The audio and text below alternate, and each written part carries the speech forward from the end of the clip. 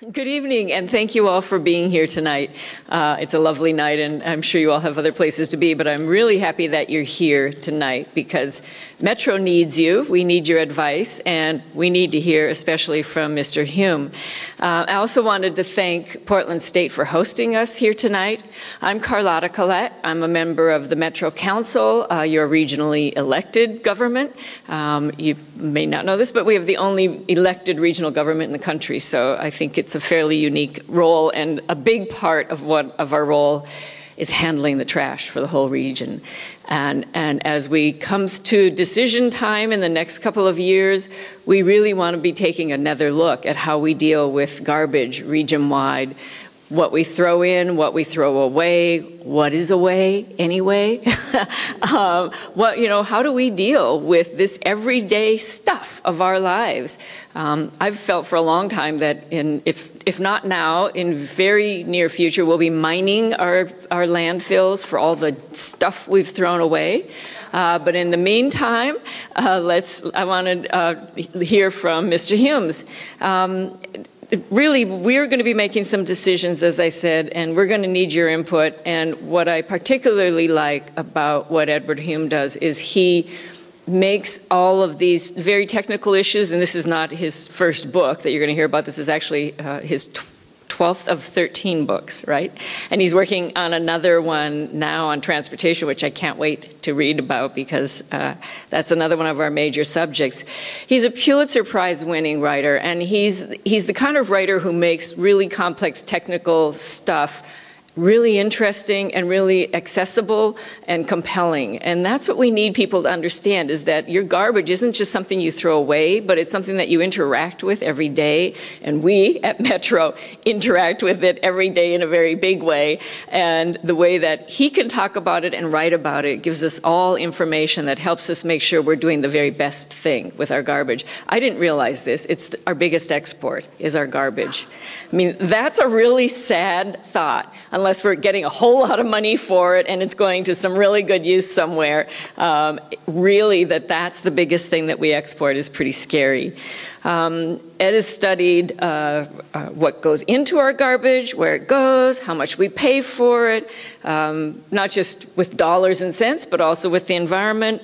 How do we reduce garbage through how we consume stuff? And then the potential our garbage offers us. So I'm really excited to hear what you have to say, Edward. I'm really grateful that you came to our region and that you're studying these issues that are so important and making them more accessible to all of us. So without any further ado, thank you, Edward Humes. Please join me in welcoming him. Thanks.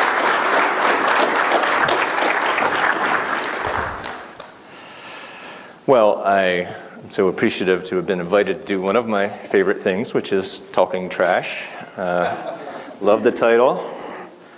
So to cut to the chase, we are a trashy people. That's why the subtitle is Our Dirty Love Affair with Trash, because we have so much of it, we must really love it. The good news is that we're just starting to see a way back from waste. So it's not all doom and gloom. There might be a light at the bottom of the landfill, but we've got a long way to go. At the moment, we make a lot of trash, more per person than our European counterparts, about twice as much as the average Japanese consumer. And even more disturbingly, we make far more trash than the official numbers that you can get on the web from the EPA. I even noticed they're quoted on this university's website. We're actually much worse than the official numbers indicate. Those numbers are wrong by an order of magnitude. An order of magnitude so great that they've lost track of 140 million tons of trash per year. That's how much more the real numbers actually show. And even more disturbingly, we've gotten worse over time. We make about twice as much trash per person as we did in 1960. So we've doubled our trash in the lifetimes of about half of Americans alive today. Now, here we are in enlightened Portland, and I'm really loving spending some time here. It's been since the 1980s since I visited Portland. It's changed a little bit. And you might be tempted to think that things are better here, but I have to tell you, you have to think wrong. According to the best and latest data available, Portlanders actually make slightly more trash than the national average, than the per capita average. So even here, where you do so many things right, you got some work to do. So why are we so trashy? How did we seize this global crown of waste making? And in order to illustrate one reason why I think that's happened, I want to show you two quotes that I bring up in the book.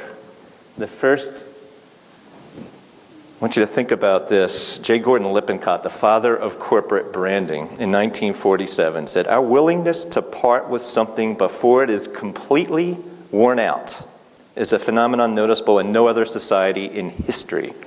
It is soundly based on our economy of abundance. It must be further nurtured, even though it runs contrary to the oldest inbred laws of humanity, the law of thrift." I want you to really think about that, because you are reading there the founding rule of the modern consumer economy. So, okay, let's look at another quote. It's from my granny.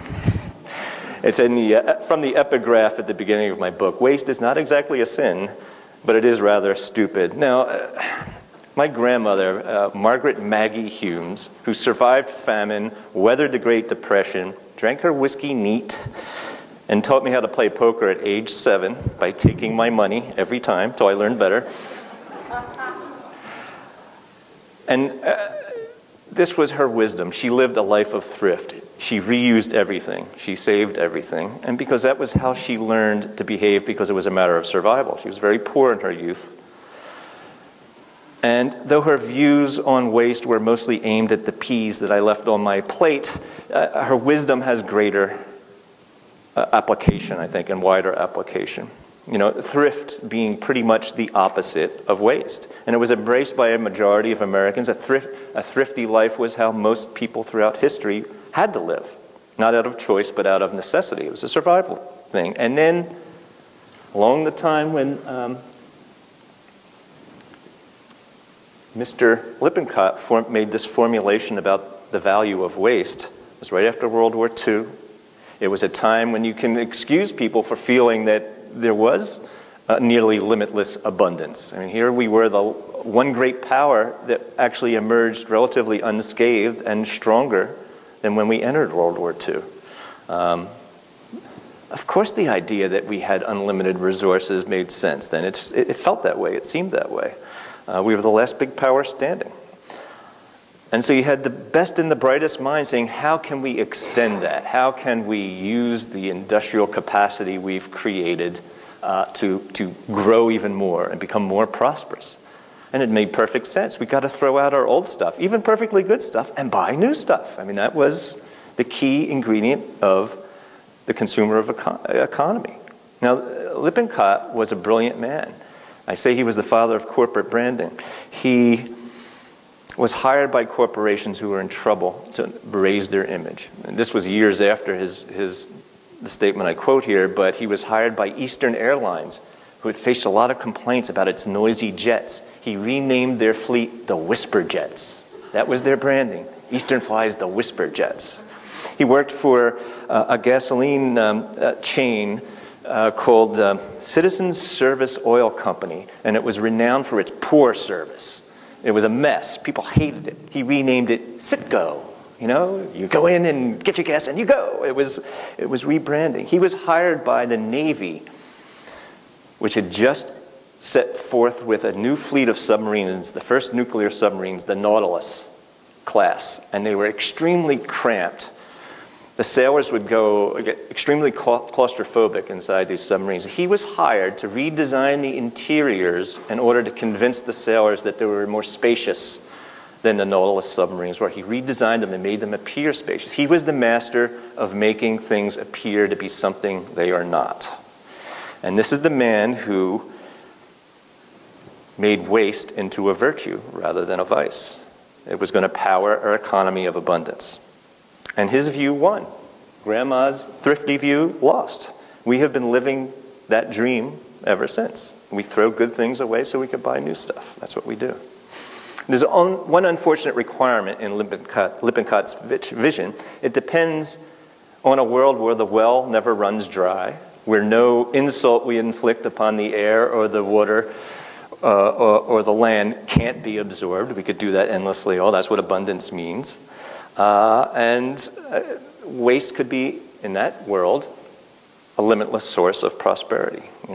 In other words, the modern consumer economy is built on magical thinking. Whereas the first President Bush said when he was against Reagan before he was for Reagan, it's voodoo economics. He was right. He was talking about something else, but it applies here. So this is kind of a depressing thing. Our modern disposable economy was a choice rather than an inevitability. But actually, I think that reflects a bright side, because if it was a choice, if it wasn't inevitable, then, of course, it can be changed. We can make a different choice. So if there's one thing I want you to take away from this discussion, or if you read my book from that waste is the one big social and environmental and economic problem that anyone can do something about and see a return on that investment of time or money or effort. Because, as my grandma knew, and Mr. Lippincott should have known, being wasteful in the long run is really a bad strategy. Not being wasteful pays.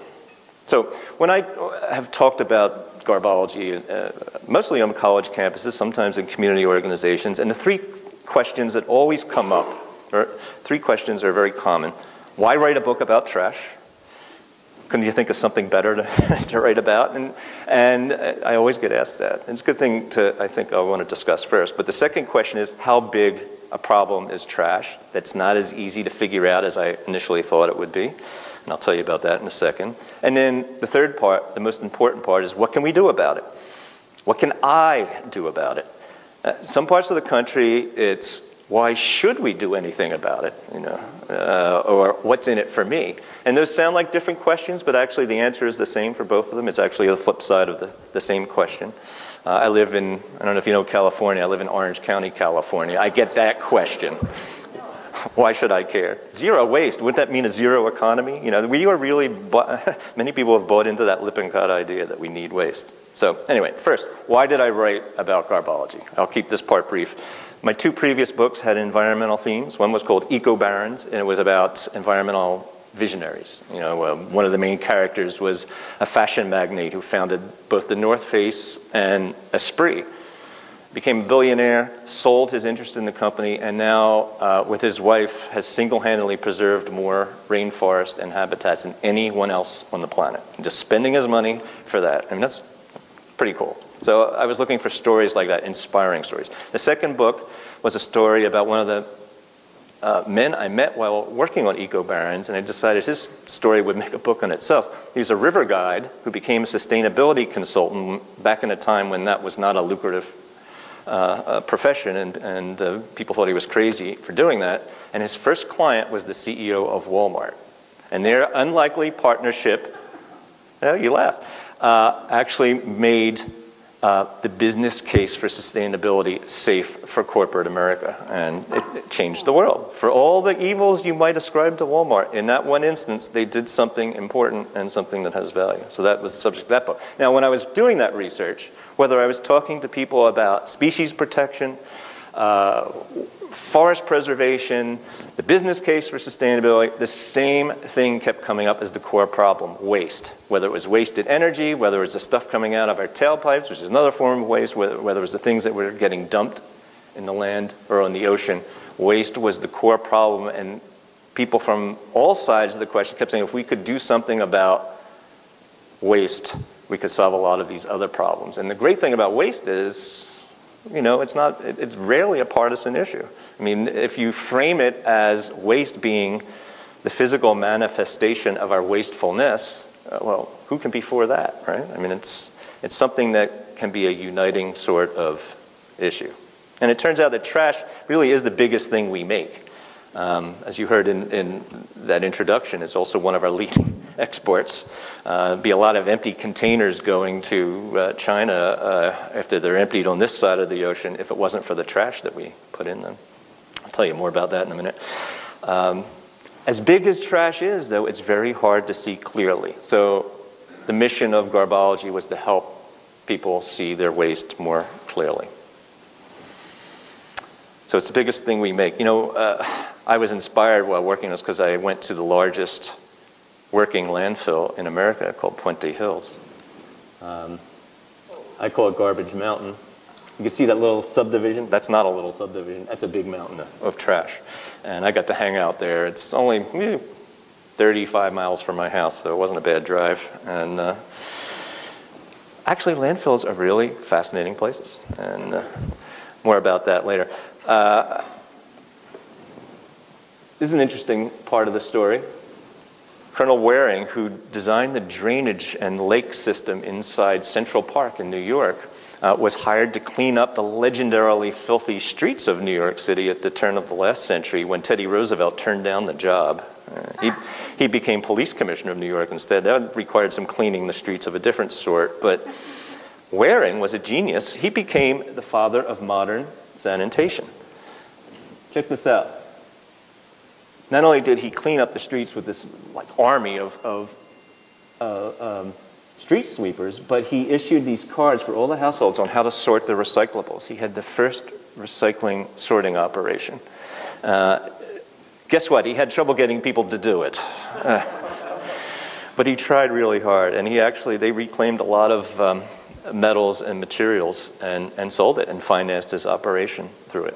He had to create a sorting station in order to do it, so he had the first recycling sorting station. Waring's work was a huge breakthrough, but we're basically taking the same approach he came up with, in 1900 and before. He pioneered his methods at the time when the single largest category of waste from households was coal ash. We don't have that problem anymore. But he didn't have to deal with plastic. So even though we're using refined versions of the same methods he pioneered, his methods really weren't designed to deal with sporks or plastic styrofoam or any of the modern disposable parts of our economy that we are now finding aren't so easy to dispose of. And there was a euphemism that he described what he did with that we still use today, and it's waste management. Have you heard that? I don't mean the company, I mean the concept, waste management. And I think language is important when you're thinking about waste because we don't have waste prevention departments. We don't have waste elimination departments. We manage our waste. And what that really means is hiding our waste. We manage it by rolling it to the curb, and it magically disappears, and most of us never see where it goes, but it's the places like that.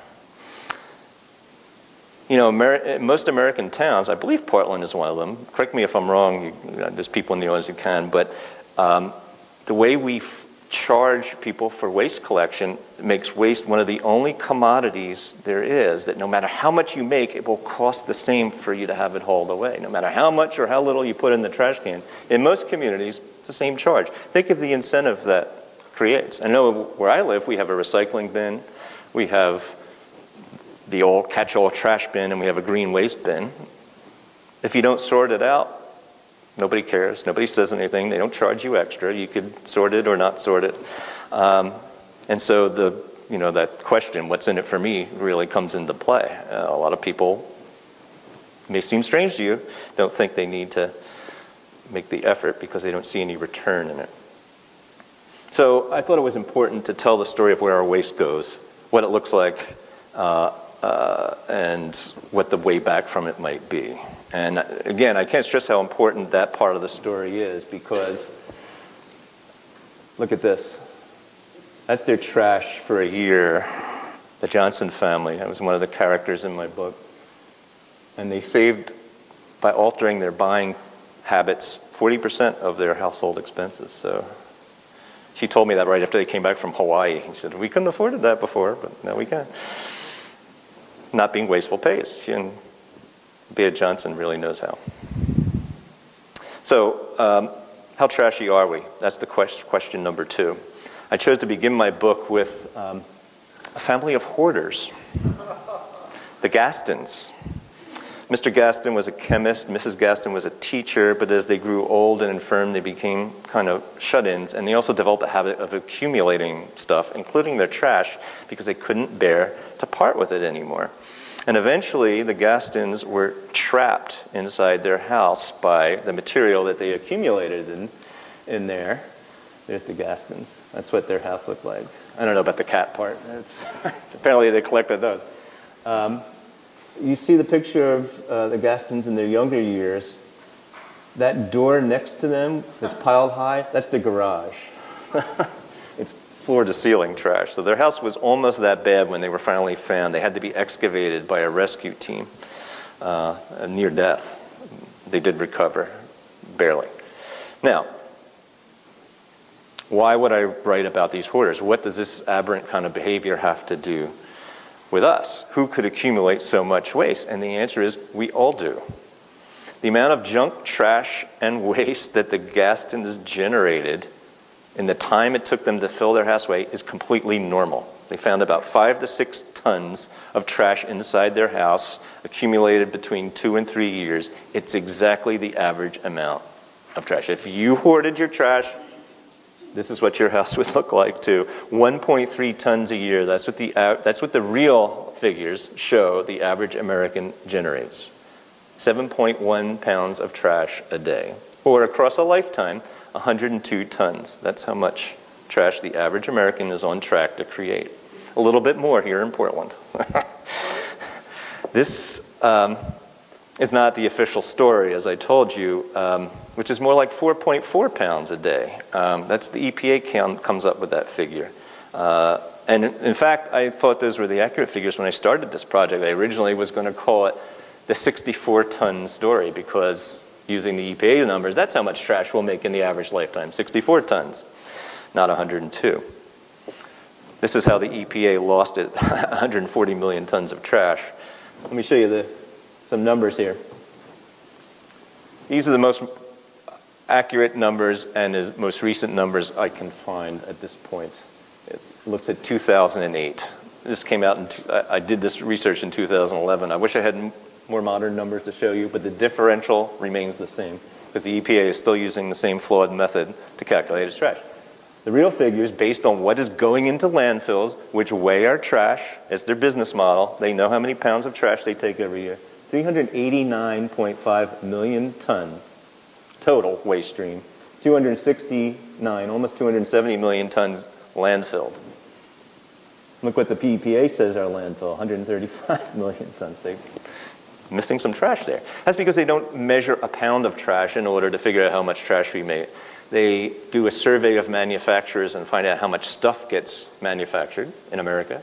And then they try and calculate what the life cycle of that trash is, how long it will last. And they do some calculations and they do some sampling, trying to figure out how much grass and yard waste gets added to the mix. And they come up with a number, which unfortunately is radically wrong. But if you go to almost any website and look to see what our trash footprint is, you will get the flawed numbers, not the real ones. And the problem with that isn't just the amount, it also overestimates how much we recycle. The EPA will say over 1/3 of our trash is recycled. I think the more recent data, they're even saying 40%. But if you actually weigh the trash, what's going to recycling centers, you see not even 1/4 gets recycled. More recyclables get landfilled than recycled in America. So we're getting an artificially rosy view. It really was sobering to find out, especially when you see what other countries do. Look at the ones at the top and what percentage of their trash goes to landfill? Almost none. And look at the percentage of recycling. It says incineration, that's primarily waste to energy plants. Europe has invested really heavily in burning trash to make energy. Denmark has become energy independent between windmills and trash burning. A little irony, people are really opposed to trash burning because of its emissions issue. And in the 1980s, that was very accurate. There was a lot of concerns. Today, the modern waste energy plants actually have fewer carbon emissions than the landfills that they would replace. Landfills are the third biggest source of greenhouse gas, methane, in this case, in the country, right after, well, gas fields where the natural gas is pumped out, and agriculture, then come landfills. So it's ironic that the choice that seems to be more environmentally benign, the landfill, is actually a greater source of greenhouse gas than burning our trash in a modern plant. 102 tons of trash is kind of a hard to grasp figure, so I looked for a metaphor. 1,100 graves. You know, we get one grave in life, but the trash we make in life could fill 1,100 of them. The amount of trash we make in a year is equivalent to the weight of the entire adult population of America times 18. So we're all generating 18 times our weight in trash. It's kind of scary. As you heard before, trash is a leading export. In volume, it is the leading export, and it's kind of what it looks like when it gets where it's going. Here's California exports. Computers, electronics has a higher dollar value, but waste, primarily metal and paper, is second. The figures are very similar percentage-wise for the entire country. This has become the normal for us, and we can only think of this as normal because, again, we have places like this to take our trash. I became an annoyingly frequent visitor to Puente Hills, annoying to the staff, I guess. I found it fascinating. You could put Dodger Stadium on top of this 500-foot tall mountain of trash with parking. This is just a piece of the top, one section, maybe about a fifth of the overall area. Actually has some good views of LA. So much methane comes out of this plant that they put out of this dump, that they put a power plant at the top, makes enough electricity for 50,000 homes. If you stop putting trash into it, that would continue for about 20 years. The methane would keep coming out in gradually diminishing qualities. But its predecessor landfill has now been closed for 20 years. Happily, it's now a botanical garden on the Palos Verdes Peninsula, but they're also still pumping methane out of it. 20 years since a piece of trash was put in it, and they're still getting enough to make energy with. So landfills are long-lived. It would be the 12th tallest structure in LA if it was a building, and it is a structure, I guess. 130 million tons is how much trash is sequestered in this landfill. And again, it's a little hard to imagine numbers that big. If it were an elephant graveyard, its tonnage would represent 15 million deceased elephants, which is equivalent to every living elephant on Earth times 20. That's just LA's trash.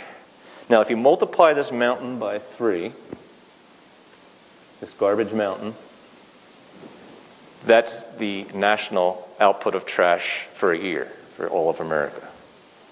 So, and then one more little metaphor to try and picture these big numbers. A year's worth of trash is equivalent in weight to every car made by Detroit since World War II. So it would be one heck of an auto graveyard if it were one. So, all right, you got to hang out at a landfill if you really want to understand our trash. And so I spent a lot of time describing what that's like. And the history of this place is fascinating. Puente Hills was a dairy farm in a valley, and it was surrounded by 3 peaks, one of which was high enough to be the staging area for the precursor to the Star Wars missile defense system. It was a Nike missile battery overlooking the Los Angeles basin, and they were stationed there, these missiles, to knock down the Russian bombers that in the 50s we were certain were going to come and get us. They didn't, and instead the valley between these 3 peaks became a dump. First an illegal dump, then a private dump, and finally a government-run dump in the 1970s. And the trash gradually rose until it was a plateau, not 3 peaks in a valley, but one plateau of trash 500 feet high. So you're standing atop 500 feet in 50 years, almost 60 years of trash as you stand there, as I did. Here's the irony. It wasn't supposed to be there. it was going to be, the landfill was going to be killed in the 1980s, and waste-to-energy plants were going to take all of LA's trash. There was going to be 7 of these behemoth plants sucking up the trash, burning it, and making electricity. They weren't very environmentally benign there, so it's probably a good thing that didn't happen. But the main objection from the surrounding communities was there'll be a 250-foot tall smokestack coming out of this trash burning facility so that the particulates would be swept away and not go on residential areas. And they said, we can't have that. What'll happen to our property value? So they got a 500-foot high mountain of trash instead. They didn't realize what they were buying into at the time. You know, in that same era, Denmark was investing in its small community-based waste-to-energy plants. And they did something really cool. They would make electricity, and they'd put these ducts under the city of Copenhagen in the 1970s so they could heat homes and businesses with the heat as well as make electricity, trying to make it as efficient as possible. They love these things. You know, the communities compete to get these modern facilities in them. Now, it's a completely different attitude. I talked to some folks in Denmark recently. They said, oh yeah, well, we know it's sort of a little more costly, but we make the waste. We feel our community should deal with it. You know, here, well, I mean, you know, we put them on trucks and send them to somebody else's community. That's the solution for waste. Different attitude. It's funny because this dump that the people who live near revile has become a tourist attraction. They call it the Disneyland of dumps, and people go on tours there. They actually have tour buses going to this dump, this biggest landfill in America, and it is kind of, in a weird way, entertaining. I met this master craftsman who drives a device called the BOMAG. If you know anything about trash, it's this giant compactor bulldozer, and what he does is he sculpts the trash. He's an artist. He's a trash artist, writ large. And all the trash for a day comes into the landfill, and then he sculpts it into this, it's called a cell, this square of compacted trash. And the big mound is reduced to this compact mass that you can build the next cell of trash on top of. It's critical that it be done correctly. And the guys who run the place will come by, oh yeah, you got to see that area over there? That's the part that Big Mike did, you know. And I said, how could you tell? Oh, I can tell, you know, he's an artist. He does it. It's always perfect when Big Mike does it. And that guy, he's a very interesting character. I wish I had a picture of him because he looks like a guy who works at a landfill. He's a mountain of a man making a mountain of trash, and a very cool fellow. It's a circus at the top of that landfill. First you have plastic bags flying around like tumbleweeds. You have people whose job is to chase them down. Seagulls are always diving in for the food waste. You know, it's not that far from the ocean. And the problem with that is not so much the gulls, but they pick up the trash, they maraud it, they fly up. The other seagulls chase the one that has a really good piece of food waste, and they fight over it, and pretty soon it gets dropped on somebody's rose garden or lawn or car in the neighborhood nearby, and they get really upset. So they have little drone aircraft there that they buzz the seagulls with. They put up these big wires to try and discourage the seagulls, but they outwit everything. They set off fireworks. And they invest a lot of effort in fighting the seagulls off, and it's a draw so far, I got to tell you. And sometimes the seagulls win. They have these giant wind machines. You know those Hollywood-style wind machines? They put them at the top. When the wind blows the aroma of landfill towards the residential areas, and before it's all covered at the end of each day with dirt, they set up these wind machines to blow it away from the neighborhoods to cut down on the complaints. So if you get on the wrong side of one of these, you do not want to get on the wrong side of one of these wind machines. And let me tell you, not only will it knock you down, but the smell will knock you down. So, because one of the things they do to seed their methane production is they take sewage sludge and mix it in. So those are the really aromatic days. So what's in our landfills? Look at these categories. This is why we have twice as much waste as in 1960. Containers and packaging are the biggest component. The instant trash, the disposable items that we pay for and accumulate every day. You know, the water bottles, the cardboard, the things that our consumer goods are covered in. It's a complete, that is the new economy that Lippincott helped bring his vision, not him alone, helped bring about. It's not on It's not one of the categories on there, but it's fascinating. 1 out of 100 pounds that goes to the landfill, not the recycling center, the landfill, is junk mail. Did you know that? 1 in 100 pounds of American trash is junk mail. I saw some figures on how many minutes of your life you spend dealing with junk mail. I wish I had those with me, but it's scary. It's like 8 days or something.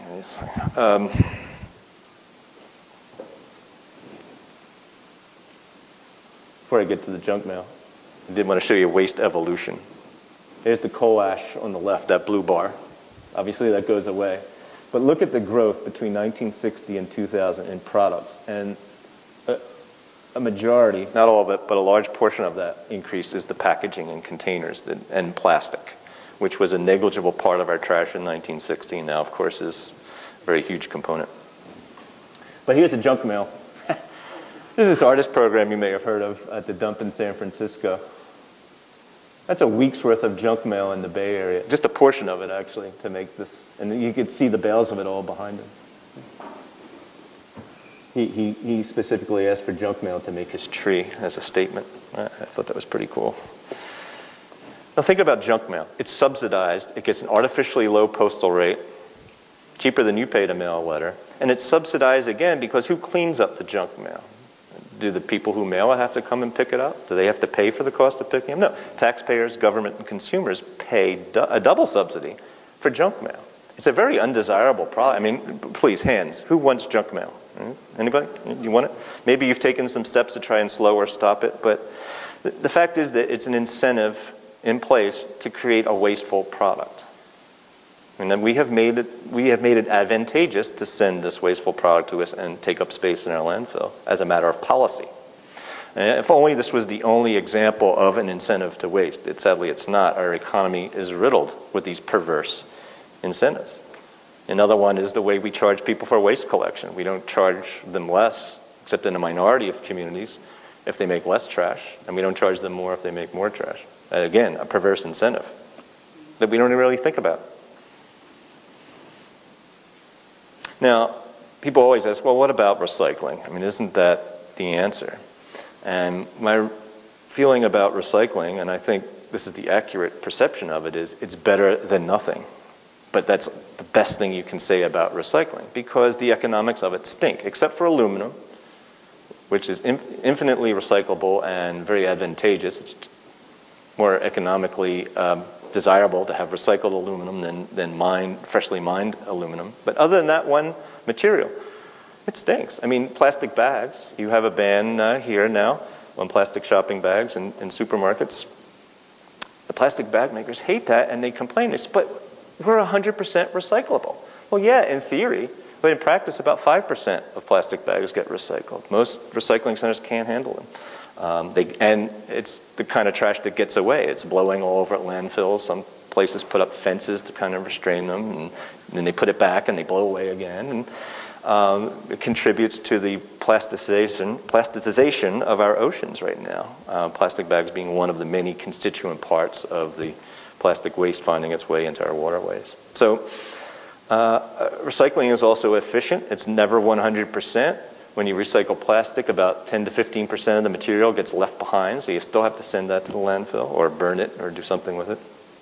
It's just wasteful. Recycling itself is a repurposing of waste. So again, better than nothing. You're being less bad when you recycle, but you're not being good. The good solution is to curtail the waste and then recycle what's left. That's a sensible approach, but we have made recycling really the be-all and end-all. I put composting in a similar category, although composting is more positive than recycling. It can't be the only solution. So, segue from that somewhat dismal view into what we can do about it. Oh, actually, I was asked to mention Portland specifically. I do have a little part of Garbology about Portland's situation. I mentioned to you, you make a little more waste than the average, and I'm loath to really bring this up because you're doing so many things right here for the environment. But here's the real situation. Somewhere between 50 and 60 massive trucks every day laden with garbage leave with Portland's trash and go to the Columbia Ridge landfill in Arlington on the border with Washington.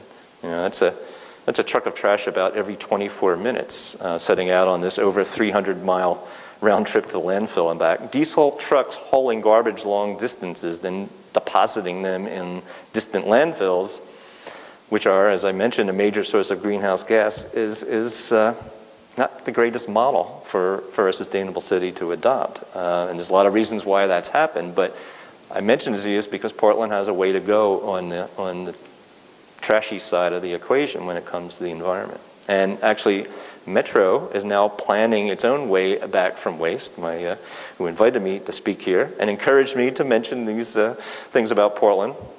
And I look forward to hearing what's next for the city of Portland after 2019, when the current landfill contracts and scheme expires.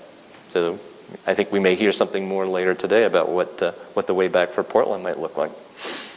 So understanding trash, where it goes, what it looks like, was the mission I took. And one of the folks I encountered were the people who work at MIT on something called the Trash Track Project. And I want to tell you this because this is one of the cool things that are part of the solution to waste.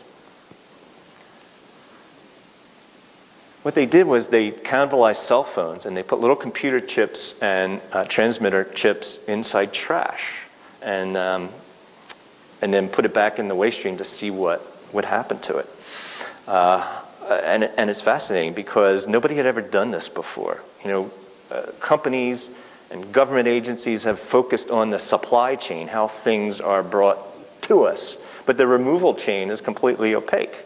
We just sort of make assumptions about how the trash moves to wherever it ends up, but we don't really know.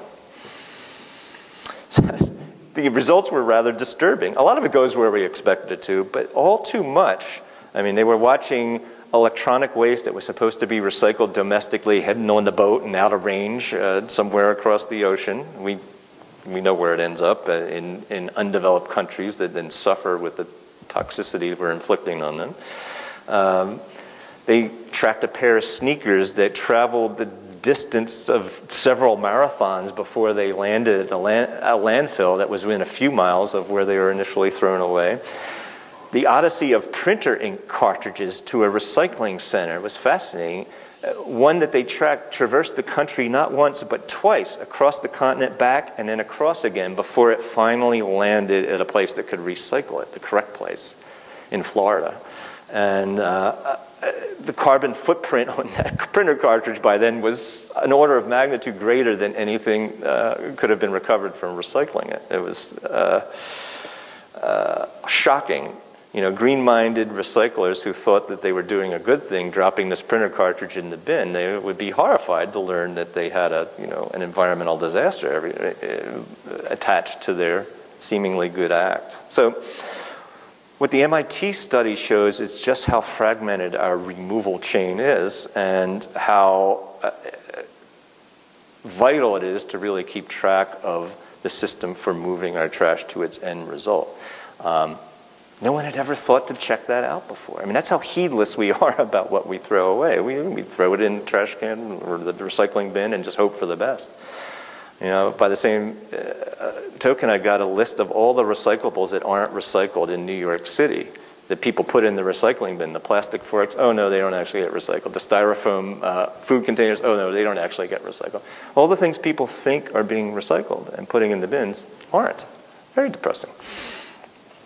All right, I told you a little bit about the Artist in Residence program, and I know you have something similar here. There's Recology in San Francisco. The grandfather of that, or grandmother of that program, was Recology, over 20 years of art at the dump. And the way it works there is, and it's very educational, they bring classes from local schools in all the time.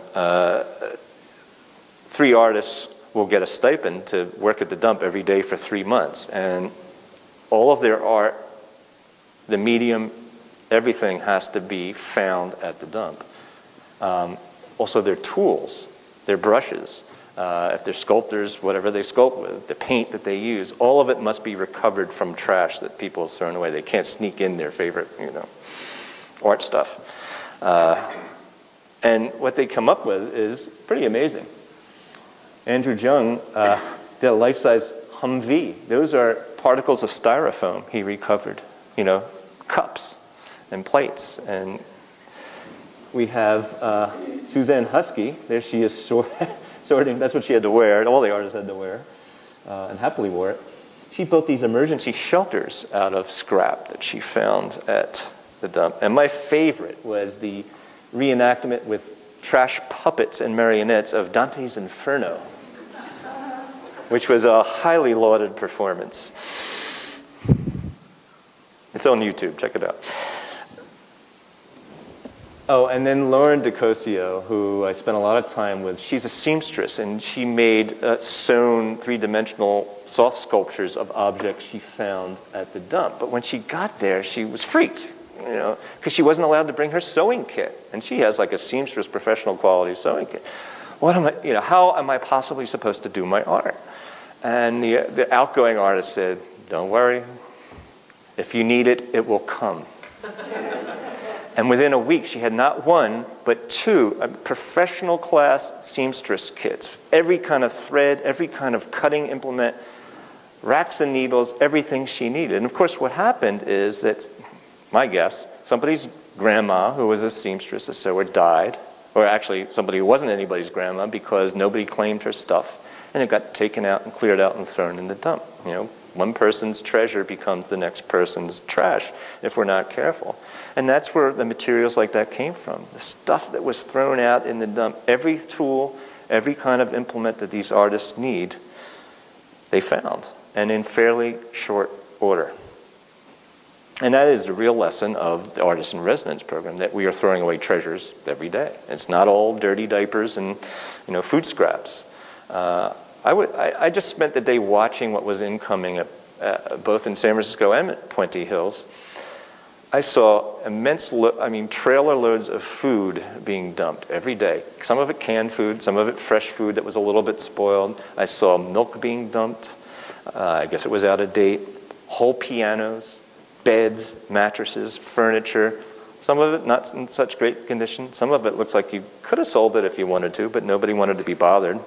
I was there this was during the recession years, and houses were being foreclosed upon, houses full of furniture, and the cheapest, easiest thing to do was just to pack it up and take it to the dump, and that's what happened every day. I saw a whole load of jacuzzi tubs, new, unused jacuzzi tubs, a whole load of them, these fiberglass tubs being dumped.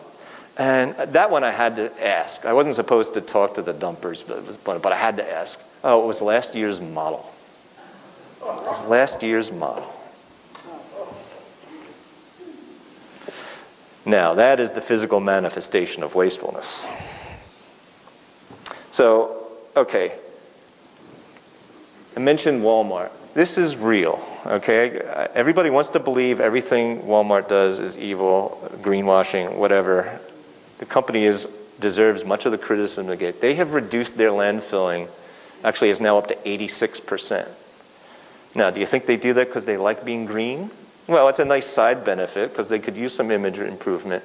They do it because it makes them money. They actually turn what was their trash that they were paying contractors to haul away into product. They make compost, they sell it. They reduce their packaging so they use less cardboard and use less energy. And what does that do? It enables them to put more of their products on the same truck or on the same shipping container. And that means they're emitting less greenhouse gas. And yes, they're making themselves more profitable. That's what this river guide said, hey, you're leaving money on the table, Walmart. Well, that is something they want to hear about. And reducing waste is a great business strategy. I mean, how can making waste be a good business strategy, right? They couldn't figure that out on their own. They couldn't see it because they knew environmental stuff was bad.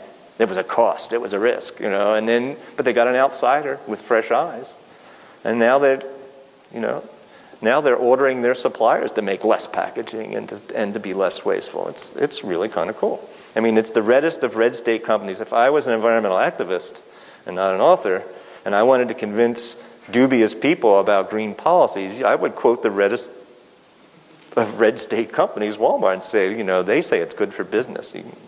They don't do it unless it's going to make themselves money.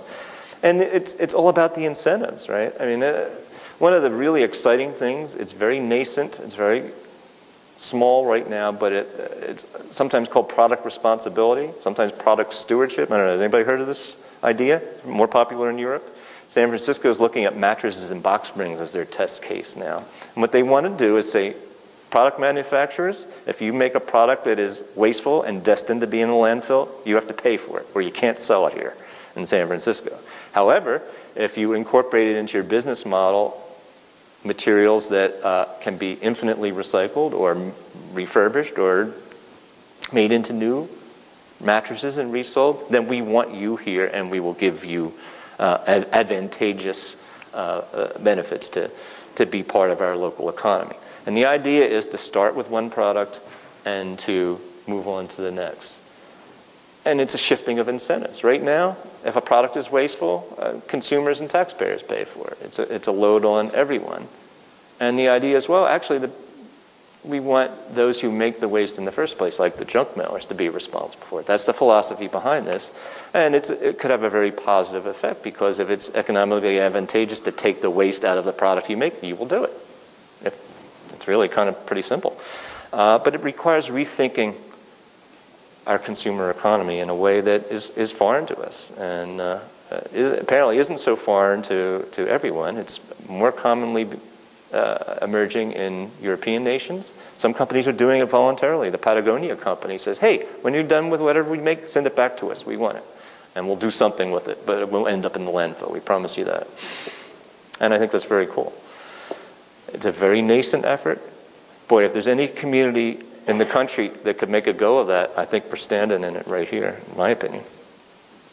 Something to think about. So, individual efforts, by comparison to that kind of thing, at the family, at the individual, it can seem like not very impactful compared to Walmart cutting its waste by 86%. But actually, I think that the same benefits are apparent when individuals and families look at reducing their waste footprint. And that's what I tried to get across at the end of the book. One of the things I looked at is the plastic bag ban. Now, LA County has had it for 3 years now. So no plastic bags in retail stores. They just expanded it to have mom and pop stores included in it too. But it started out with big grocery stores. And you have to charge a dime for a paper bag. Now, maybe you had this experience here. I was in a. Do you have Trader Joe's here? Yeah, I guess you don't. Happened to be there the day the ban began, and they didn't use plastic bags at that point, but they had to start charging for the paper bags. Everybody was so angry; they didn't want to pay that dime, and they were actually literally cradling their groceries and carrying it out into the parking lot. Cans were dropping on people's toes, and it was just. People were so upset. This is never going to last. Everyone was muttering about it in the parking lot. We're going to kill the ban. We're going to bag the ban. Well, that didn't happen, because in fairly short order, within a year, everyone was bringing their bags to the store. There was 75% reduction in the use of disposable bags in LA County within a year. Actually, the county claimed it was at 90%, but that figure is a little dubious. The supermarkets actually came up with this. They had opposed the ban, but now they love it because they get to keep the dime. Because no new tax, it couldn't have passed if it was perceived as a tax. So they get to keep the dime to defray their costs. So now they love it, and they have 75% reduction in the amount of disposable bags coming. That's just in 1 year, one dime. Andy Keller, who founded the reusable bag company. Chico Bags, who was a big supporter of these bag bans. Well, why wouldn't he be? He makes reusable bags. But he calls plastic bags the gateway drug of waste. Think about that, And in itself, it's a small part of the waste stream. It's a pernicious part, but, it's barely a blip if you look at the tonnage that we're producing. But it's like this product responsibility idea. Start small, and it gathers steam. It's like the snowball rolling down the mountainside, because maybe the next step is say, well, if I can get by without those plastic bags, it's not so bad. Maybe I don't need bottled water anymore. Maybe this idea of spending more for water than we pay for an equivalent amount of gasoline, when we could get it for virtually free from our taps, Doesn't make so much sense after all.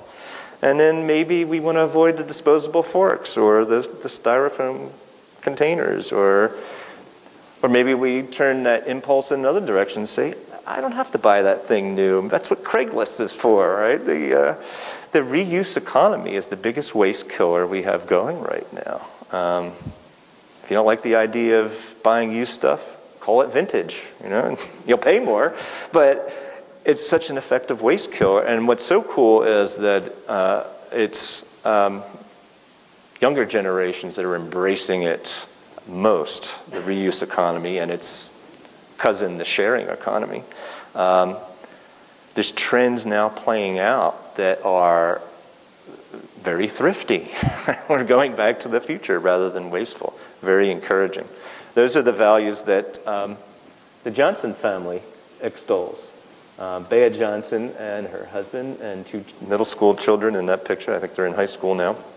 She runs a blog called the Zero Waste Home blog, and I commend it to you because it's full of interesting tips. This is the family that cut their household expenses 40% by trying to be less wasteful. And it all started because they downsized.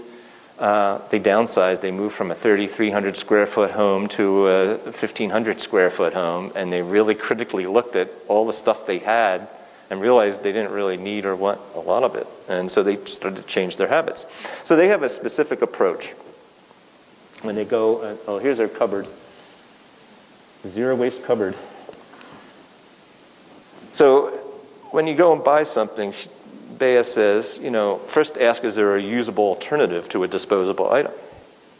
Can I buy more of my food fresh or in bulk instead of boxed, repackaged, and processed? You see, that's what she does. Well, that's a twofer because not only is processed food comes in plastic inside cardboard, it has a lot of packaging, a lot of waste attached to it. Also tends to be the more unhealthful parts of our diet. So when you make the fresher, less wasteful food choices, you're also enhancing your health, and you're probably contributing more to a local economy, the same way buying used and vintage tends to do.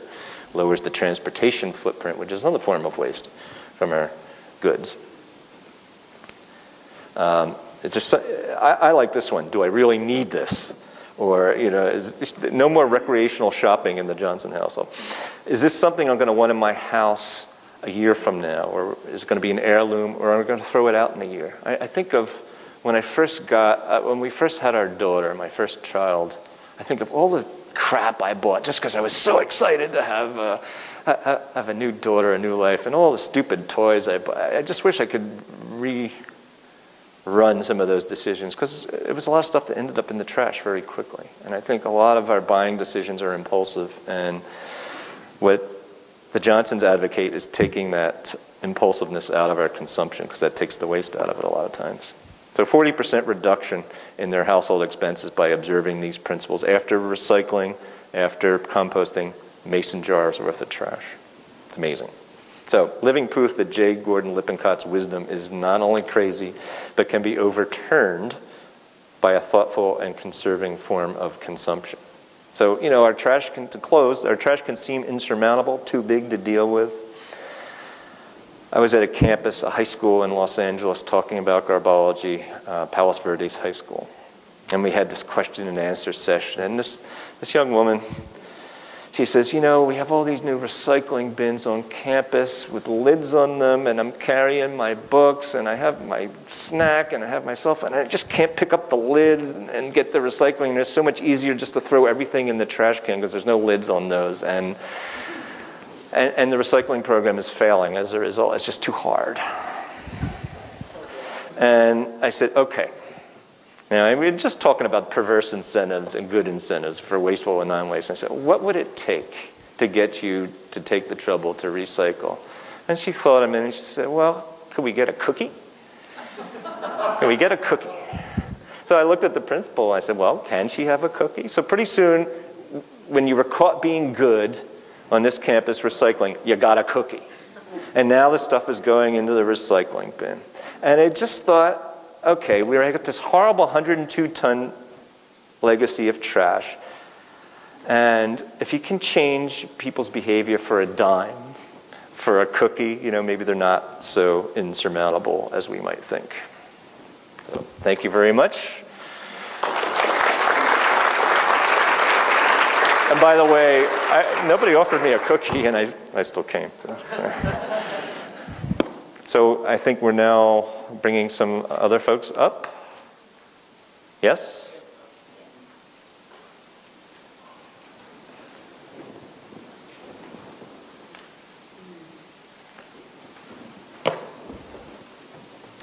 And you have the mic up. Are you already done? Okay.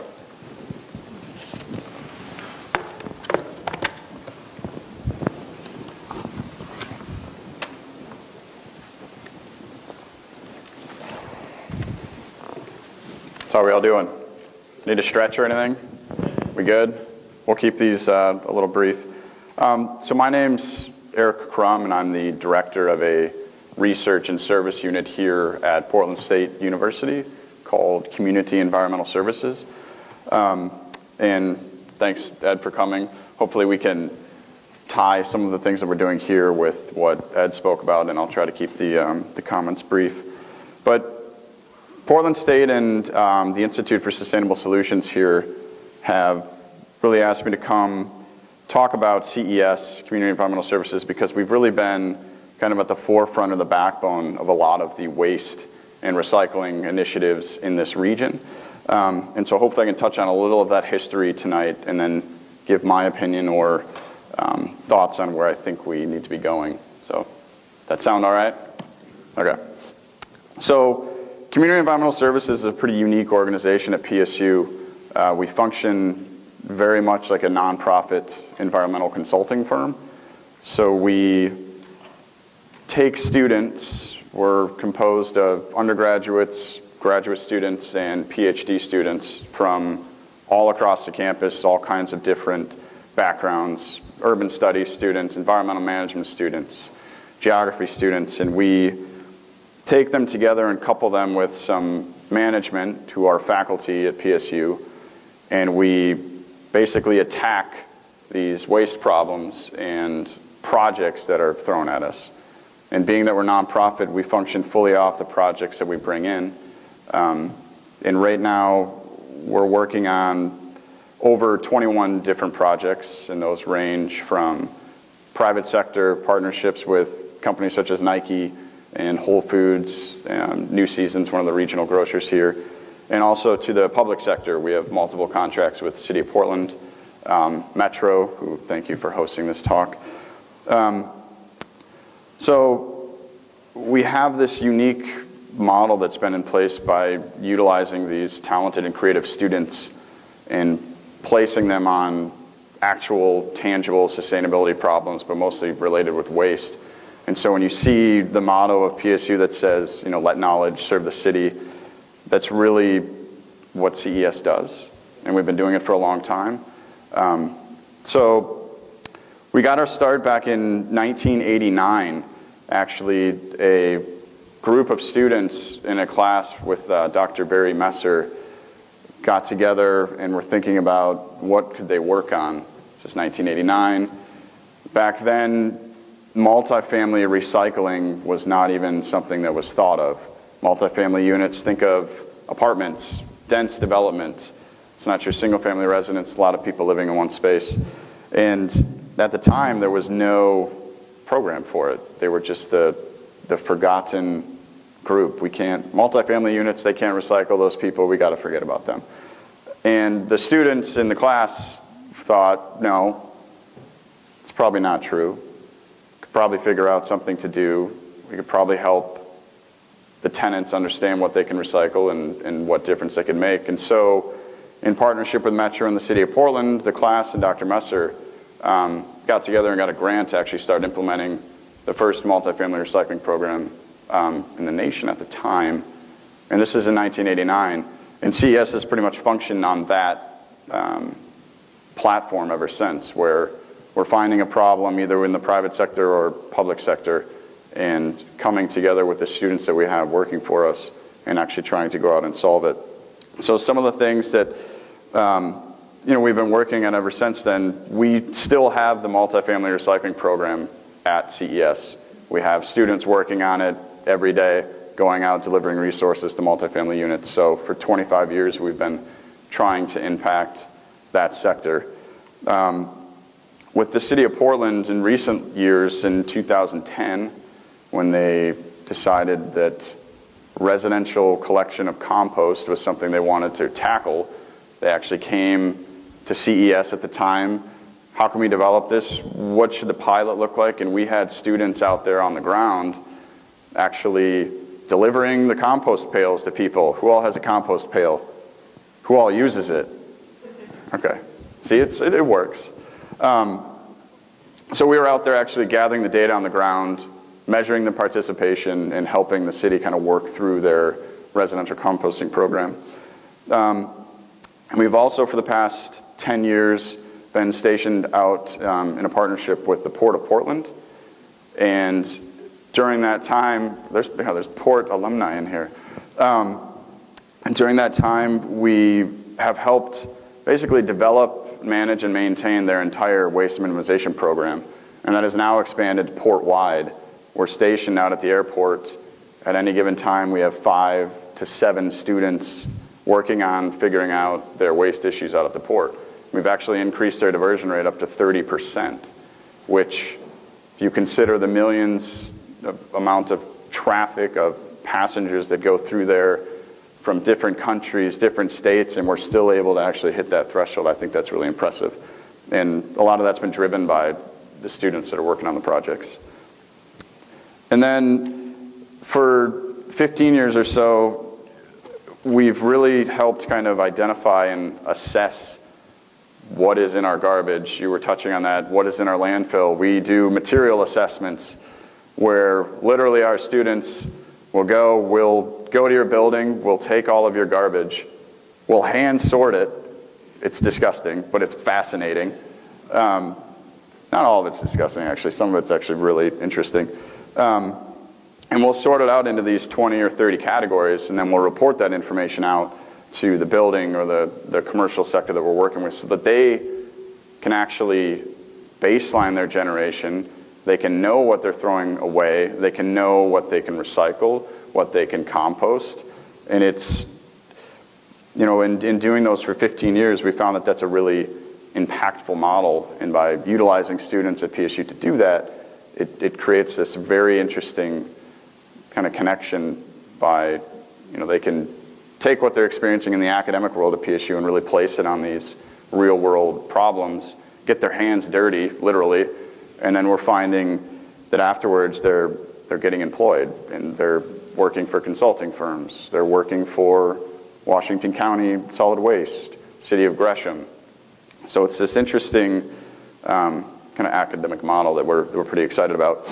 And kind of over the years we've seen where it's going. There's been a lot of increased interest from the private sector. So historically, we've done a lot of work with the public sector. I mean, educational campaigns, outreach campaigns, like I was mentioning before, but it seems, and you mentioned the Walmart issue, or the Walmart solution, actually, and it's true. We're finding in the private sector, there's a real growing interest in who we're working with on really figuring out what's in their waste. There is money to be made. There are huge cost savings to be made. And from a business sense, if you're able to couple that with the environmental savings, you're really going to make a difference. And just in the past 2 years, our private sector contracts, so the people that we're working with in that industry, have grown almost over 200%. So there's a real interest kind of around this stuff. So I think it's good that we're all here talking about it. And one company in particular, we worked with Nike. They contacted us because at their world headquarters, which is here in Portland, actually in Beaverton, they have a little city out there. Have you ever been to the Nike headquarters here? There's like 10,000 people there. There's like a moat and alligator. No. But it's huge, and they literally have their own city. But they also understood that they have kind of a garbage problem. They're producing a lot of garbage. There's a lot of material moving through that. So they contacted us to come in and literally dig through their garbage and dig through their recycling and help them figure out what could they be doing better, what could they be recycling. Is it possible to commoditize some of these things? Is there a business here? Do they not just have to throw it away? And yes, the answer is there is. There's a lot more things that some of these large companies can be doing. And you know, we like to think that we come in and we're metering your waste. You know, it's not very easy to see what you're doing when you're just putting it in a garbage can, as you said, and throwing it away. But when you actually put a frame around it and meter it, it's like you have a gas meter or a water meter. We're kind of helping companies do that. And we're finding that, you know, as they get this information, it's really changing the way they do business when you empower them with that information. It changes the dialogue you can have when you know what you're throwing away. You know what different options are. When you're negotiating with haulers, when you're negotiating with the community, it's really interesting.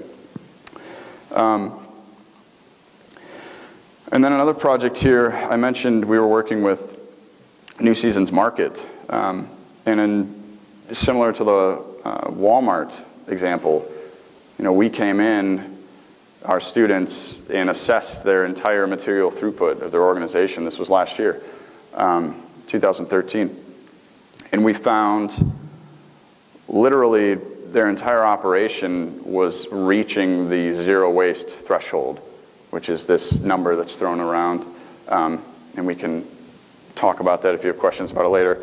But literally 90% of what they were generating and what they were producing at their store level was either getting recycled, composted, donated, given to employees for, say, non-perishable foods that they could eat.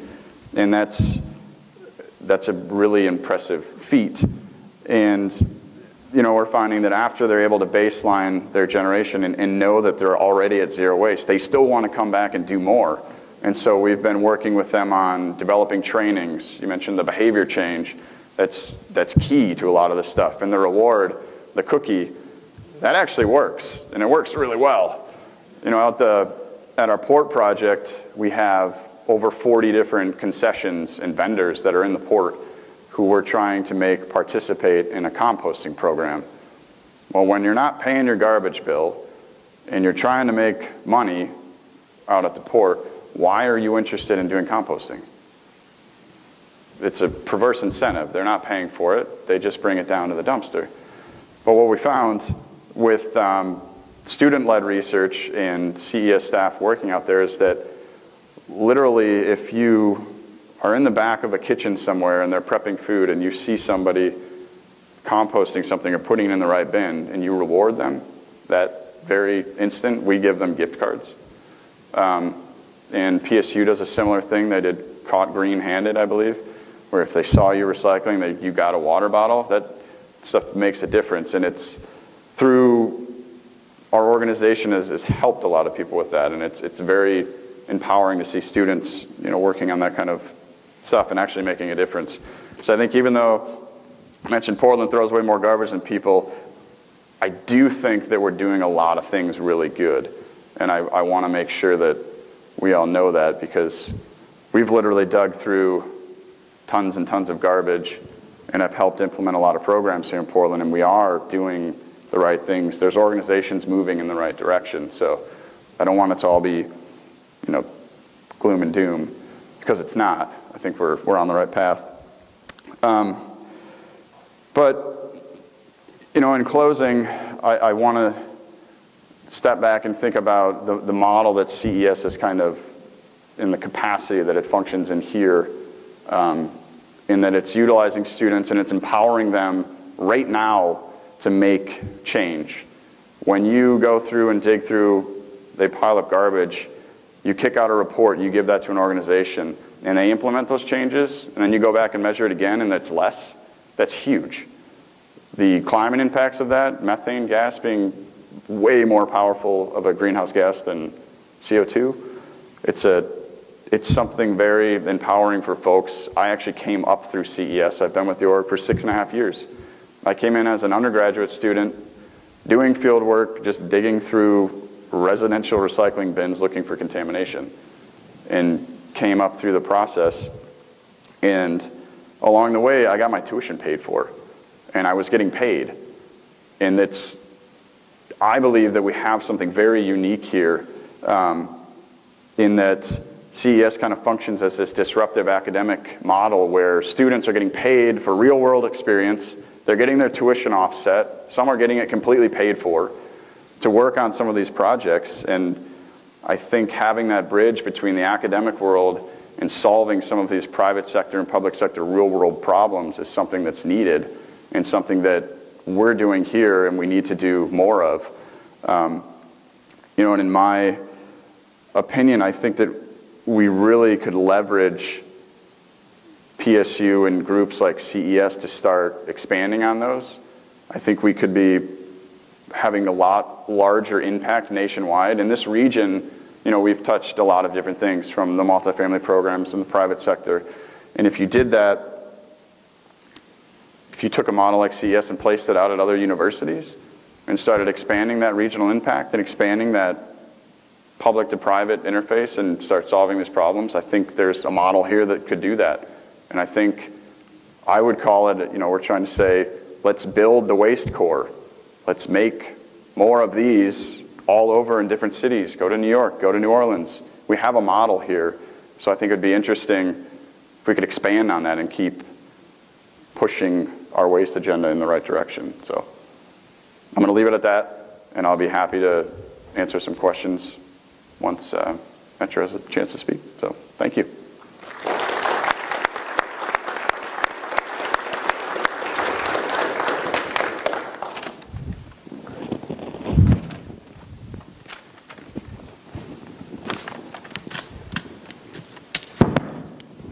Thank you for that, and thanks for your good work, and you, Mr. Humes, for your excellent book that I hope we've all enjoyed. And if you haven't read it yet, now you know you need to read Garbology. My name's Tom Chamov. I'm a solid waste planner at Metro, and in this instance, that means that I think about garbage and I talk about garbage every day. And for those of you who are also similarly afflicted, I'm sorry. I hope that doesn't apply to all of you. And I'm here tonight mainly to ask those of you who don't think about it every day to perhaps spend a little more time over the coming year thinking about garbage, talking about garbage, and sharing with us what you think. And that's because there's really a golden opportunity before us over the next year or so, before you, to have a real impact on what happens to your garbage over the next 10 or 20 or 30 years. And I'll explain what that opportunity is and then how you can help to shape that opportunity. So we have a solid waste system here in the Metro region. So that includes Washington, Clackamas, Multnomah counties. And the system we have has been in place for almost 30 years. And by system, what I mean is the collection vehicles that come down your street, pick up a specified set of materials and deliver those to the right place. So the mixed recyclables get delivered to local facilities where the plastics are separated out and go to a plastics market, the metals separated out, go to a metals market, and so on, with paper, cardboard, the other things in there. The yard debris that's picked up at your curb gets taken to mostly local yard debris composters. And the garbage, now that gets picked up and taken to local what we call transfer stations, where it's consolidated with even more garbage and then loaded into very big trucks that are driven dozens to what we heard is 150 miles away and dumped in a landfill. Now, there are some contractual agreements, things of that sort in place right now that kind of keep that system intact the way it is, and some of those are going to expire in 5 years, which is pretty darn soon. And it's Metro's responsibility to decide what to replace those agreements with, whether it's more of the same or something different. There is a lot of waste. We think there will continue to be a lot of waste, certainly in the 5-year time frame, 10-year time frame, even 20-year time frame. I know things are getting better. We're doing stewardship. We're doing better recycling, waste prevention, all those kinds of things. But sort of the sad truth is we believe that in about 20 years, we'll still have hundreds of thousands of tons per year of garbage that needs to go somewhere. Maybe 1 million tons per year of garbage generated in this region that needs to go somewhere. Somebody needs to do something with it. And so really the question is, do you want to do something other than landfilling? This is the immediate problem.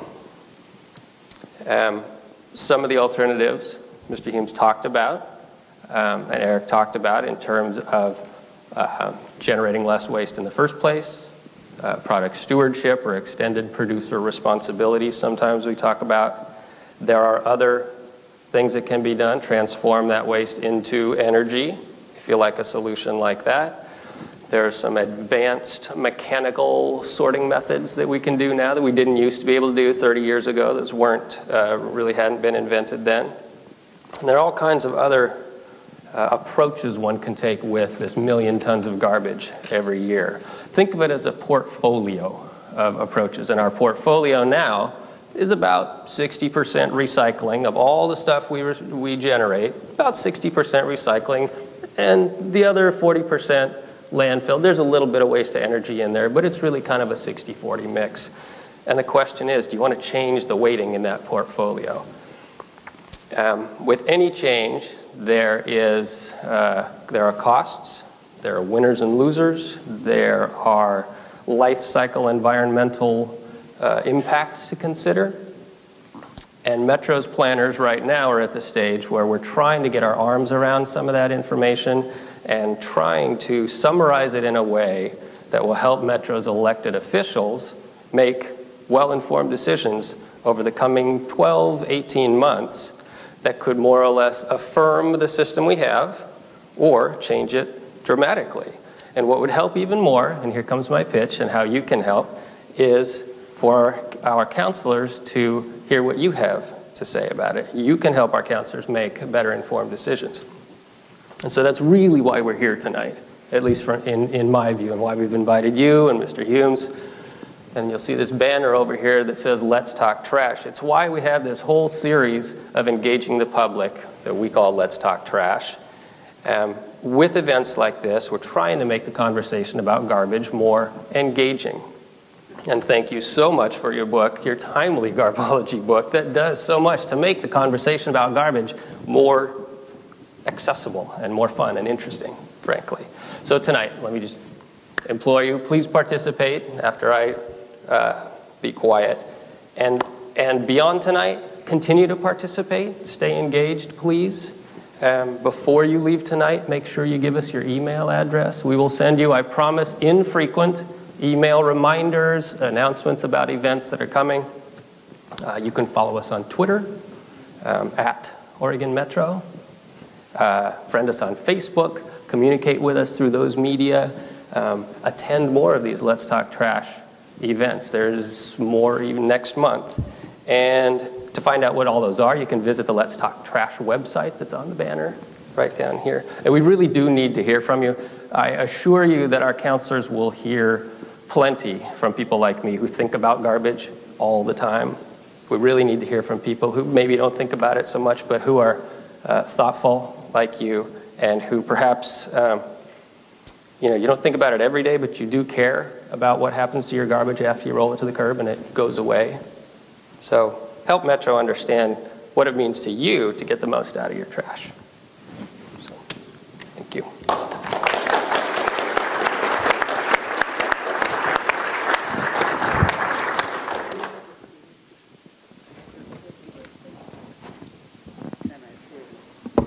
Yeah, so the question is this part of a series? And absolutely, yes, it is. There are a number of events. This is the first one, because this is the first thing that I heard of it. There have been a couple other events, if you will. That I missed, because this was when I just heard of it now, like in time to come to this. Yes, but there will be others for you to attend. So Okay. there'll be lots of opportunity to Yeah, because I'll keep it in a participate. close location too, Mhm. be downtown, but so I can go everything where I would go because I stopped doing it. Thanks. Hi, my name's Tony Hare. I'm one of the fortunate people that was actually an employee of Community Environmental Services, so I got to dig through some trash with them. I'm now the waste management coordinator here at Portland State University. And I'm just here to facilitate you guys, so let's start you talking trash, and you can come up to the mic and feel free to ask any of the panelists questions. Just try to be concise. We have about 15 minutes or so for questions. Hi, I've got a real quick question, and I'd like our distinguished visitor from out of town to answer first. Do you think it would help any to have a nationwide bottle bill, and if so, could we make it 10 cents like it is in Michigan instead of 5 cents here? So, would it help to have a nationwide bottle bill? Was the first part of your question. Well, we do know that states that have bottle deposit bills recycle at astronomically higher rates. So, to the extent that recycling is an important part of the waste puzzle, shouldn't be the only part, but is an important one. Yeah, bottle bills. The more we have, the more we'll recycle instead of landfill these disposable containers. Could we have federal instead of just state and local? Could there be a federal? Did you look into the politics of the garbage? I don't know what the federal powers are in that area. I know that it's been non-controversial for many years in some states. California, where I live, other states have been more divided over the question of the deposit system as a means of encouraging recycling. But it's one of those clear incentives that have the desired effect, and measurably so. Thank you. Sure. Does anybody else want to? I mean, if I grew up in Michigan and we have a 10-cent bottle bill, I never threw away a bottle. I mean, nobody did. I mean, that was before I even knew what sustainability or recycling was. I mean, it's an interesting incentive once you start using capitalism, which is kind of what the issue is here, to encourage that behavior. But, I mean, it worked for us and we weren't even thinking about it. So, interesting. When I'm old enough, I grew up in Philadelphia, we were still getting glass bottles in the supermarket, and the biggest prize you could find when I was a kid was somebody left a bottle in the street. You'd snap it up, and that would be, my popsicle or whatever. So, it's very effective. Thanks for the conversation, guys. Any of you, theories on why Portlanders produce more trash than other places? Oh, it's not a theory. No. I mean, what do you think the reason is? No, but we don't need a theory. I think we know in large part that more prosperous communities tend to make more waste. San Francisco is the same way. You're buying more things, and the nature of our consumer goods is they are waste makers. It's not because you want to be trashier, it's because you're blessed with a more prosperous local economy. But, the whole reason why we needed trash tracking is that we don't think about the end life of our stuff nearly as much as we think about getting it in the first place. Maybe you saw this news item about the space trash, the space fence. Anybody read about this? There's so much trash in space now, we have to have $1 billion system just to keep track of it. If you saw the movie Gravity, you know why you have to keep track of the space trash. But it's because the best and brightest minds of the 1960s who started our space program couldn't come up with a better solution than throw it out the hatch. If they had incrementally collected their own trash and taken it back home or done something safer with than leaving it there, we wouldn't be spending $1 billion on it to track it. But we are heedless when it comes to the end result of our consumption of stuff. And it's hard to get out of it. I'm curious, what are your respective favorite flavors of trash? Material category, to be precise in that way. Wow. That is a good one. That's easy. Food waste. Oh, it's flavorful. It's true. I like the really oddities that show up, like the load of jacuzzis, because it's just the craziest stuff gets thrown in. And people who work in landfills, I mean, they'll tell you that, a company goes out of business and an and all this branded merchandise will show up, cups and plates and monogram stuff for and that happens a lot in a big city dump. This perfectly good stuff that gets thrown away. I mean, I don't like it, but it's fascinating, the flavor. Flavor would have to be a container of clam chowder that was probably sitting in a compactor way too long. You open... You're literal. You open the lid and it, splashes up on you a little bit. Makes you really enjoy garbage very quickly or you're not going to last. So. I have two questions. One, if I understood one of your slides, containers and packaging are the biggest component. And I wonder if you could, I'm sorry for the pun, break that down for us a little bit. What kind of containers, what kind of packaging? Oh, well, in the case of containers, primarily plastic bottles, like water bottles, soda bottles. It might also include cans. And probably paper and cardboard containers of all sorts. If you're a member of Amazon Prime, according to the Everything Store, which I just read, it means you're generating a lot of cardboard waste too. So, but those would be the mainstays of that. But it's the disposable side of our consumer system, basically, or the containers and packaging.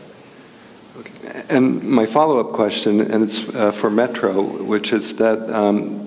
This is a really complicated problem. I listen to, maybe I should be thinking about my purchases. Maybe I should be thinking about things that the city should be doing as far as converting my trash into something else. Maybe, they should be working with manufacturers. There are all different ways of coming at this problem.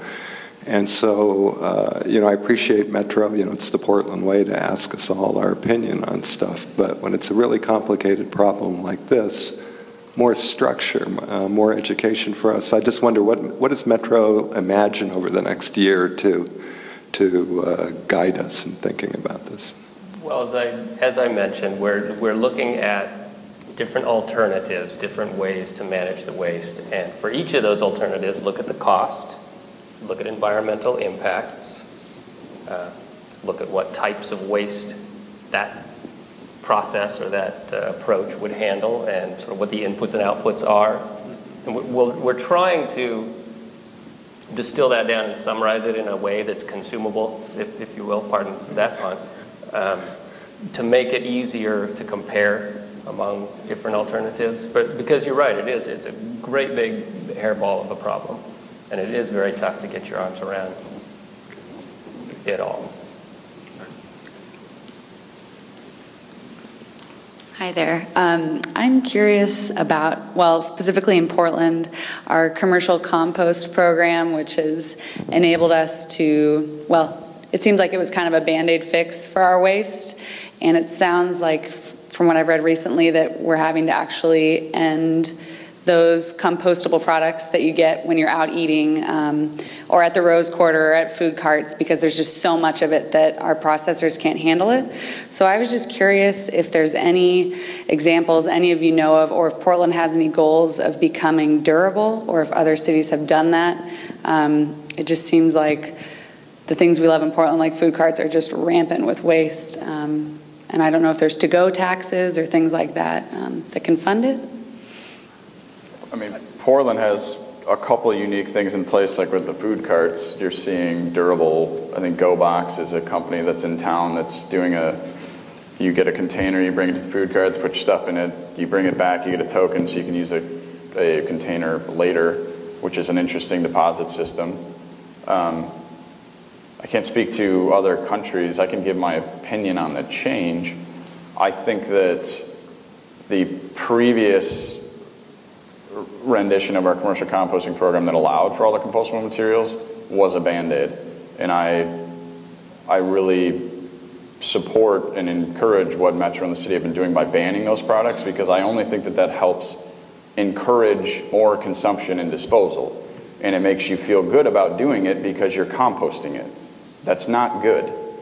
And we have yet to see what the ramifications are of making materials like PLA out of corn and out of sugars. And when we start replacing food and feedstock and making plastic in trying to compost it and dispose of it, I think that's a serious issue. So I'm really supportive of what they're trying to do, but I can't give you a specific example of like a durables program. I have one. I was just a few months ago at the campus of Marymount, California University, and they were doing a Let's Talk Trash kind of thing. And it was a relatively small campus, but they were generating huge numbers of foam food containers. Everybody was bringing it back to their dorms or apartments or whatever, getting takeout food from the cafeteria. And finally they said, no more, we're not going to do that. And they did offer some compostable ones, but the really popular program was they would get a deposit from every student to get a reusable, durable, washable container. And at the end of the year, if you returned it, you got your deposit back. And it was wildly popular. A lot of people are just getting their food. It's a clamshell, but it's a permanent, durable good. And I thought that was such a simple solution, and it's worked out really well for them. I don't see why that couldn't be more widely adopted. Hi.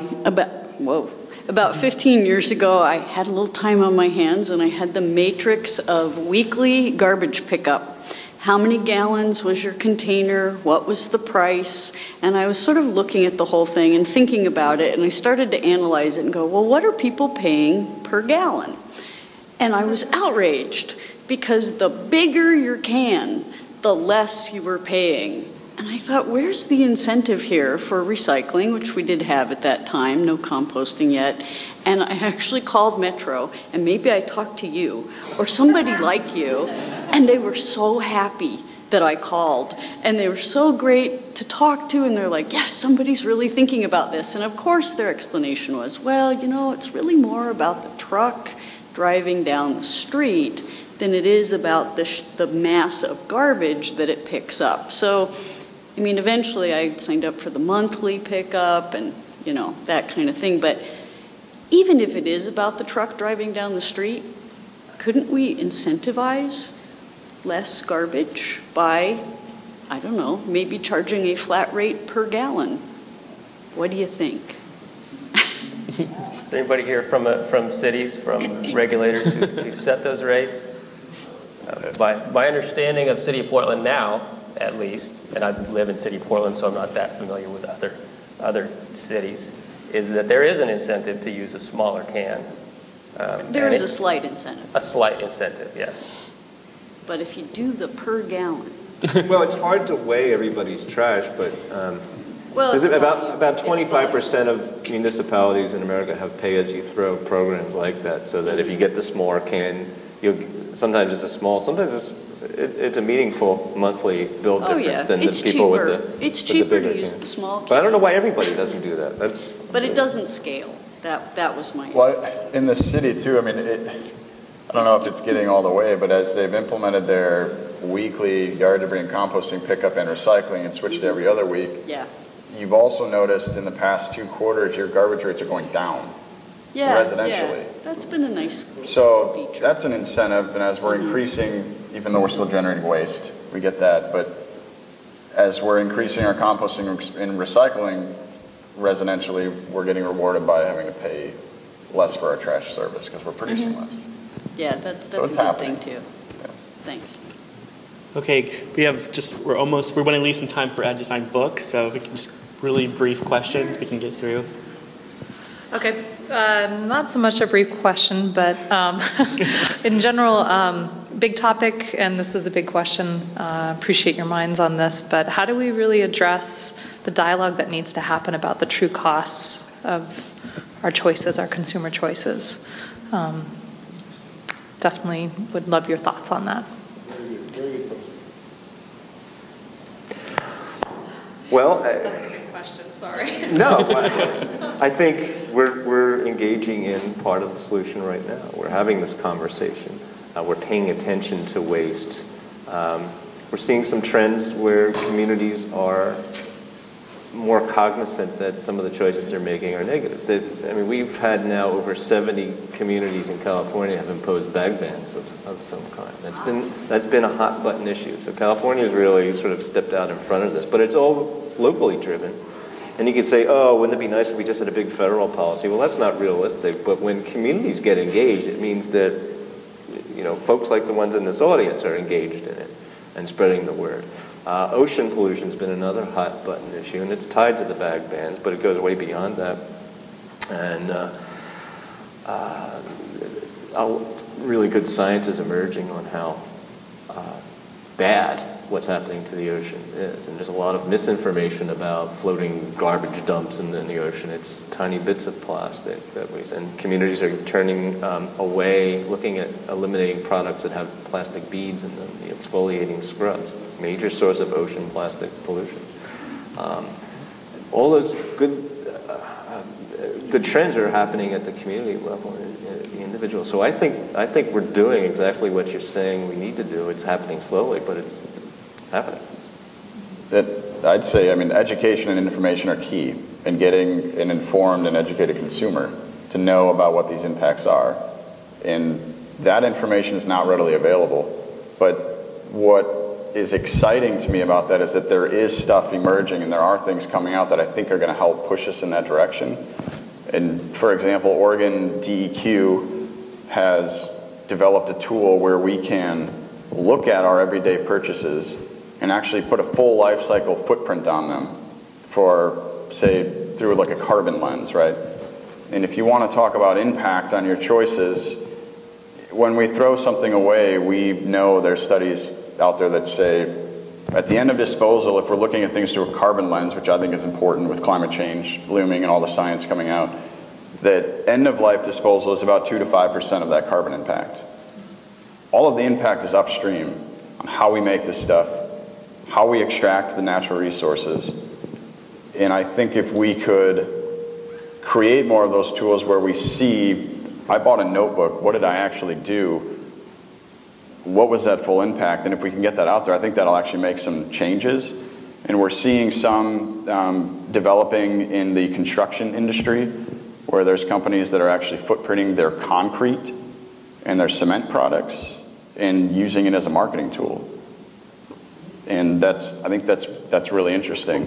And there's some cool things happening, and hopefully we'll see some of that come out. I know PSU did an entire analysis on their purchasing, and they published it. You can look at their carbon footprint of all of their purchases. I think if more people start doing that and engaging in those conversations, I think that's going to help push it in the right direction. So. How about one final question, and then for the people who are online, maybe you can ask Ken, Ed, Eric, or Tom at the end. Go ahead, Taya. Again, it's not a particularly short question, but I was curious what some of the contract changes are that are on the table for the potential expiration coming up. It's actually wide open. We're not in negotiations on contracts per se. There is, I'll get a little specific here. There is a contract that Metro has with Waste Management for disposal of the waste that comes through Metro's transfer stations. It's been in place for over 20 years. There are certain provisions in there that help keep the system kind of intact the way it is. And that contract expires December 31st, 2019. So really everything's on the table. Yeah. Are there any particular ideas being tossed around as of yet, or anything we should put our voices behind? Well, what would you like your trash to do for you? Well, Seattle goes to the same garbage dump by train. Why can't we haul our stuff out there by train like the city of Seattle, the very same place? We get a lot less carbon imprint from all those trucks. I mean, besides, the real reason is the Metro Council gets a lot of money under the table for waste management. So. And finally, we'll have some concluding remarks from Ken Ray from Metro. So on that note, thank you all for being here tonight. All of you were handed a card that was passed around. We very much want to hear your feedback on tonight's event, what you thought of it, what you learned about it, how we can improve these events in the future. And if you give us your contact information, we'll enter you into a drawing for a $25 Visa gift card. As Tom said earlier, this is the beginning of the conversation, and we're going to have more conversations at Metro about what we do with the future of our garbage and what we want our garbage to do for us. So if you haven't signed in out at the sign-in tables, please do give us your contact information. We do want to see you again. We want to continue this conversation. As Tony mentioned, Ed will be signing copies of his book. If you have a copy of the book and would like Ed's autograph, he will gladly give it to you. And then I also want to announce the next Let's Talk Trash event. If you were impressed with the artwork that you saw in Ed's presentation of reclaimed art that Recology has done, we do that here in Portland every year. We have a show every year. Then the next show opens on August 8th. It's called Glean. 5 artists were given opportunities to go through one of Metro's solid waste transfer stations, take out things that people threw away, and create very, very interesting art projects. The art show will be open at Disjecta, which is up in the Kenton neighborhood in North Portland. It opens Friday night, August 8th, and will be open Friday, Saturdays, and Sunday afternoons through the month of August. And we also have another artist, a woman named Natalie Sept, who has done some portraits of people who work in garbage every day to help sort of bring attention to the human side of people who deal with our waste day in and day out. So there's more information on that on our Let's Talk Trash website. Please do sign up for our email list. We do want to keep the conversation going, and we are going to start talking about different technologies and different ideas of how we can get more for our trash. So thank you all for being here tonight. Thank you, Ed, for being here, and panel, and we look forward to talking with you again.